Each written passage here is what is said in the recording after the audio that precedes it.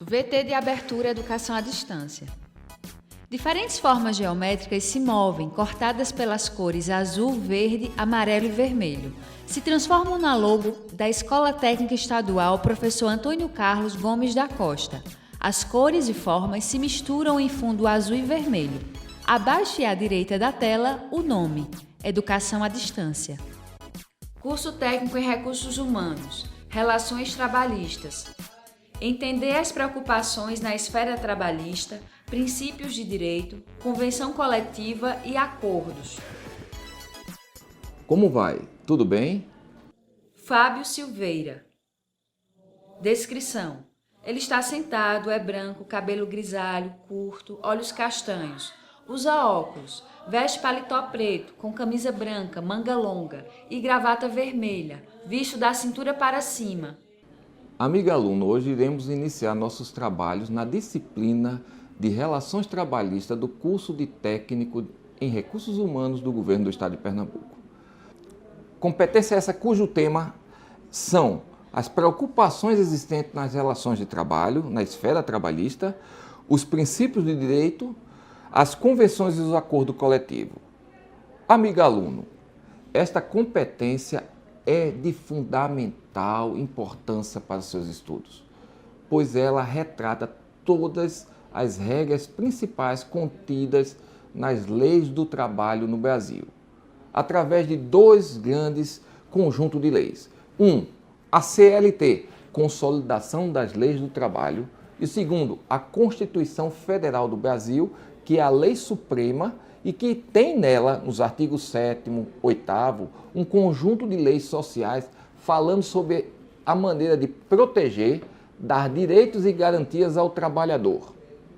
Mas vamos lá, vamos iniciar nossos estudos. Então vejam bem, este é o capítulo mais importante e que tem muitas informações.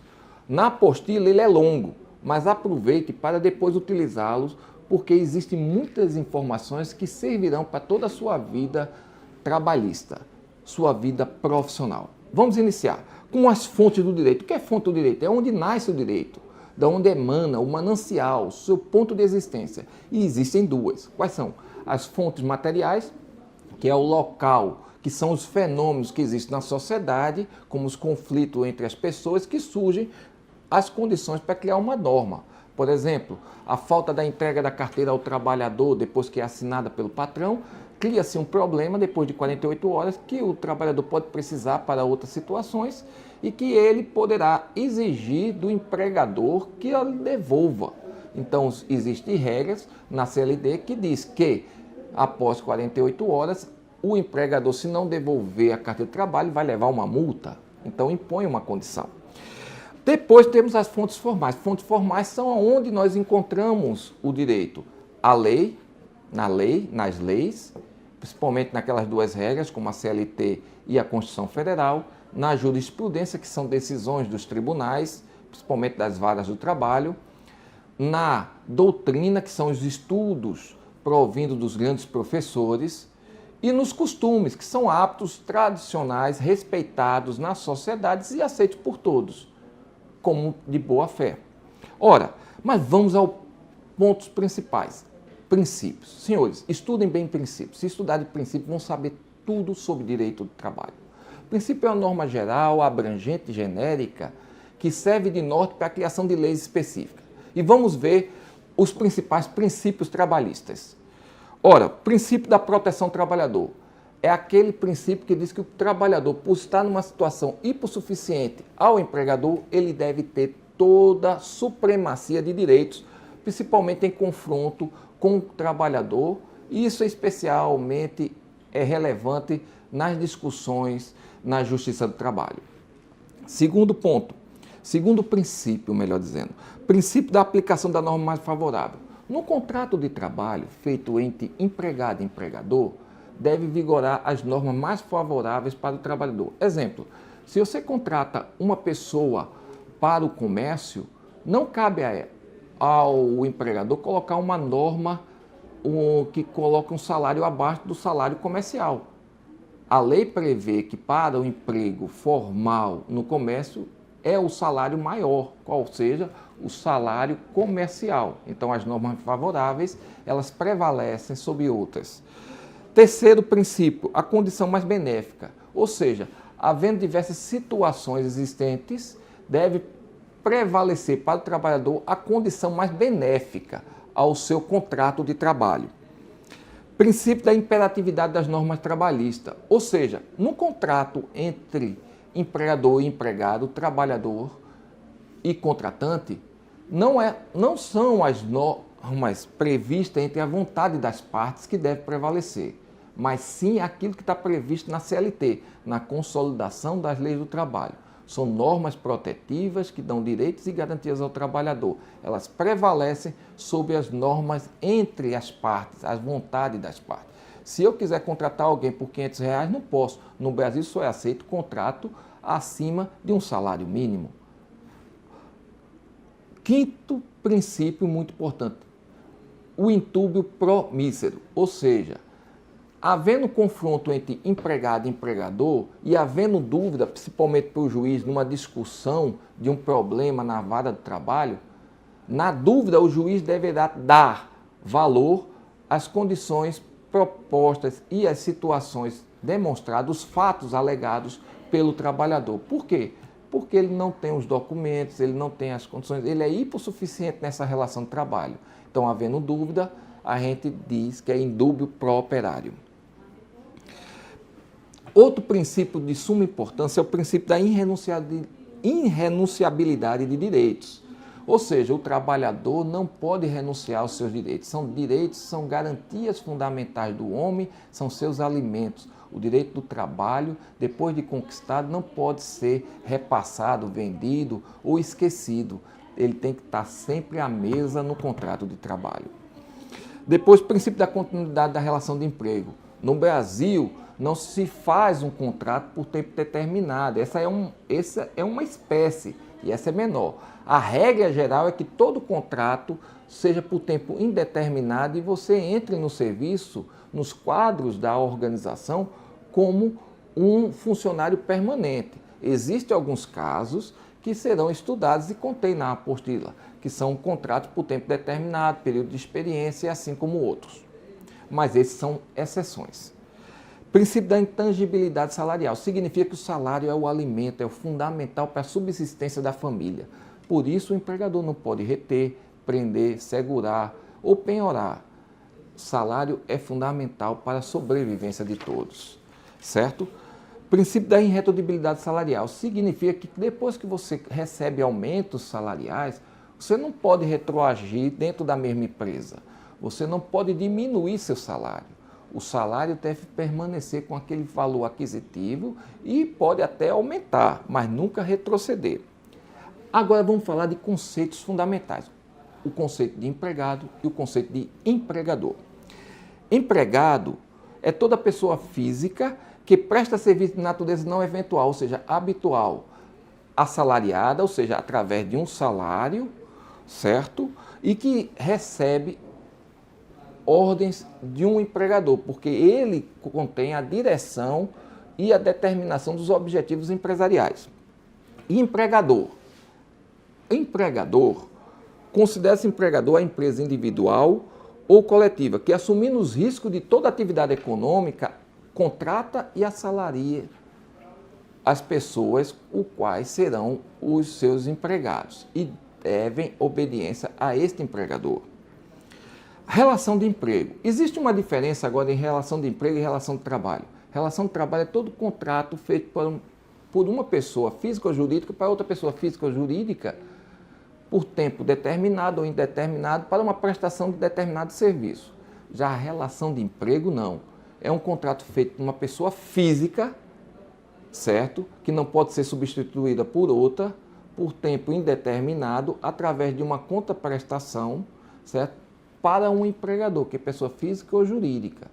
Então, existem características que diferenciam a relação de emprego da relação de trabalho. A relação de emprego está inserida dentro da relação de trabalho, que é muito maior, certo? A importância do nosso estudo está justamente nas relações de emprego.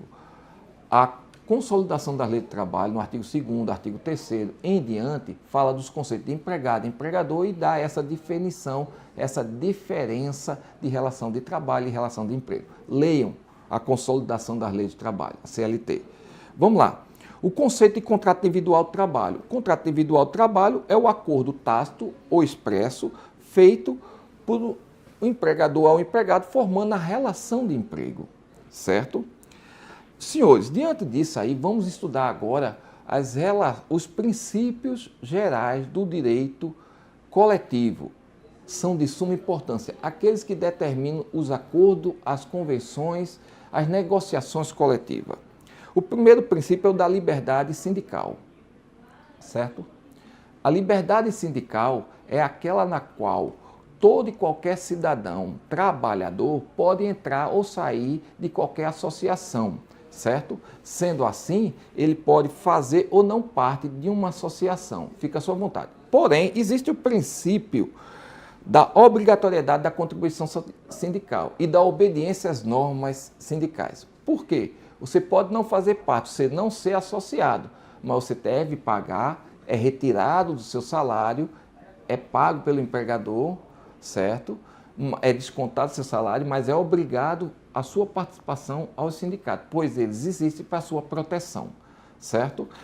Ao mesmo tempo, as sentenças, existe o princípio de que os sindicatos, eles representam determinada classe de profissionais, e essa é a ideia.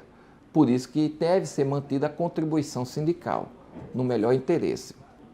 Pronto, diante disso, vamos terminar nosso estudo nesse capítulo através do conceito de federação, que são entidades sindicais que dentro de um território estadual, de um estado, ele ocupam 5 ou mais sindicatos da mesma classe.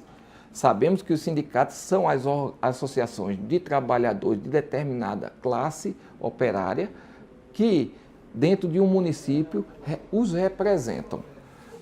Existem também as confederações. As confederações são entidades de segundo grau que representam as federações, no mínimo 3 federações dentro do Estado brasileiro, tá certo? A greve. Ora, a greve é um elemento importante.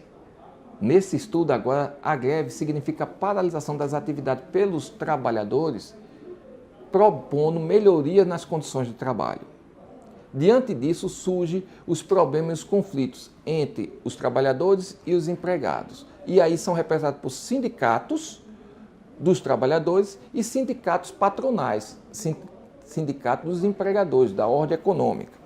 Ora, existem 2 tipos de negociação. A autocomposição, que é só feita entre as partes, entre sindicatos dos empregados e dos empregadores, e tentam entre si entrar em acordos que formam as negociações trabalhistas, os acordos e convenções do trabalho que deverão ser respeitados por todos. Ora, existe um período de tempo no direito brasileiro, em média 2 anos, mas pode ainda vigorar se essas condições se tornarem mais favoráveis para o trabalhador, certo? Existem as heterocomposições, são aquelas em que, não havendo acordo entre as partes, uma terceira pessoa irá dar a decisão final sobre o conflito. Existem 2 modelos. A arbitragem, que é o árbitro, uma pessoa escolhida entre as partes, pelas partes, aliás, que tem total habilitação, conhecimento e vai definir qual é as melhores condições para um acordo e todas as partes deverão respeitar. E a última é a jurisdição, que é a situação em que o Estado, na condição do juiz da Justiça do Trabalho, irão fazer, através de sua sentença, a decisão dos acordos coletivos. E assim impõe o chamado dissídio coletivo, tá certo? São decisões de acordos e convenções coletivas dadas pela Justiça, pelos tribunais da vara do trabalho. Pois bem, aqui temos todos os assuntos da nossa segunda competência. Estudem, que são normas muito importantes para a sua vida profissional. Muito obrigado, até a próxima competência. Som direto. Luiz Vitor. Imagens. Juliana Aguiar. Leandro Gomes. Interpretação de Libras. Rafaela Briani. Audiodescrição. Jonara Medeiros Siqueira. Produção de vídeo. Joana Rodrigues. Edição. Lisandra Santos, Danilo Albuquerque. Professor autor, Fábio Silveira. Design educacional, David Souza Nascimento, Renata Marques de Otero, Terezinha Mônica Sinício Beltrão. Coordenação do curso, Carlos Pacheco. Coordenação executiva, George Bento Catunda. Coordenação geral, Paulo Fernando de Vasconcelos Dutra. Videoaula produzida em fevereiro de 2016. Conteúdo produzido para os cursos técnicos da Secretaria Executiva de Educação Integral e Profissional, em convênio com o Ministério da Educação, Rede ETEC Brasil.